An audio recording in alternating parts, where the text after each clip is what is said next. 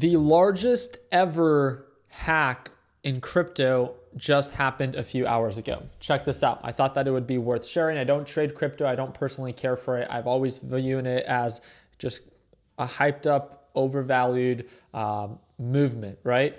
Nonetheless, a lot of people do value it. I just want to make sure that I share the news. Bybit crypto exchanges suffers the largest hack ever with more than $1 billion stolen. So supposedly it was $1.1 billion to 1.4, depending on where Ethereum was trading at.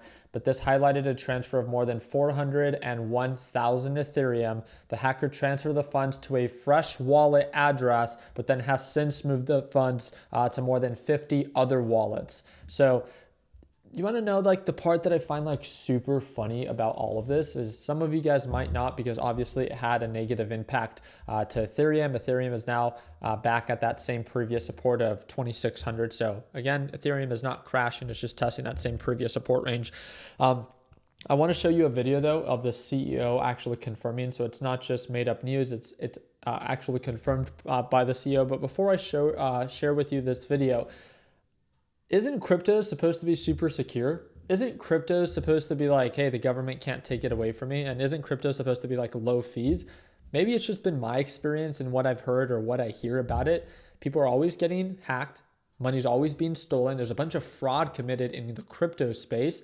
On top of that, the fees are absolutely insane. Anytime you use any of these platforms, the fees are absolutely like an insane amount for maybe the dollar amount that it is that you're trading. And yet we still think that this is going to be like a real adoption from the US dollar.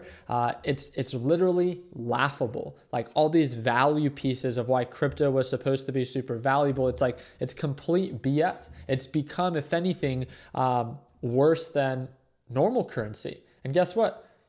Like you can barely ever even use it. And that's the part, like the utility behind this is so absolutely insane that like people actually think that the average American with less than $1,000 in their bank account actually believe that they're going to be okay with putting their money into this with fluctuations of 50 to 70%, because every time crypto crashes, it crashes 50 to 70%. I can promise you the average American will never expose himself to that kind of risk because they simply cannot tolerate it. They don't care about your crypto, right? It's a hyped movement.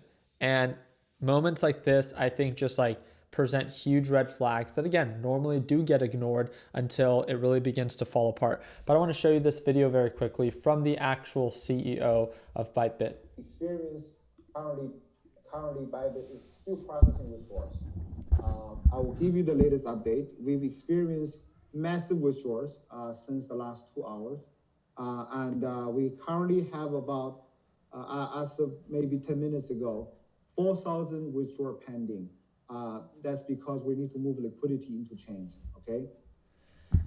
I don't think you guys understand like how insane that is. They have so many withdrawals in the last 2 hours is what he said, that based off of what they are, where they're currently at right now, they have 4,000 withdrawals pending because they have to move more funds over for liquidity issues. Do you remember what caused the 2021 to 2022 crash? It was liquidity issues. It's the same bullshit over and over again with these overhyped up, over leveraged crypto exchanges. It's absolutely insane, right? Like fool me once, shame on me. Fool me twice. What's that joke? A fool can never get fooled again. It's like you guys continue to put yourself through this roller coaster of this is a pump and dump. It pumps, it peaks, and then eventually it's going to come crashing down. Why wouldn't you take profits? It's so insane. It's like, well, no, this is a movement. This is the future. Man, like maybe if they really begin to fix all these, like maybe it's just me, but there are so many underlying issues with crypto. And maybe it's just my perspective. Maybe I am old fashioned. But with all these value pieces of the utility, of the secureness, of no fraud, of the low exchange fees, like all of those were supposed to be key factors of why people wanted to use crypto. But none of them are true anymore. A bunch of people are getting their accounts seized by the US government. So it's not that it's super secure. You're getting hacked and money stolen. There's a bunch of fraud happening. Exchange fees are absolutely insane, incredibly expensive. And then you have fluctuations of 50 to 70%. And don't even get me started with the whole meme stock movement that just makes the whole crypto space laughable. Like, it is insane. It baffles me that people still are so hard-headed to believe that, again, it's not that this thing can't pump up, right? It's shown in its past that it could pump up, but it always comes crashing down, just like a pump and dump, just like GameStop, right? It's value is not driven based off of the pump. It's within its ability to sustain itself, but it doesn't, right? It continues and continues to get pumped and dumped. It's so unfortunate, but we'll see. Time will tell, right?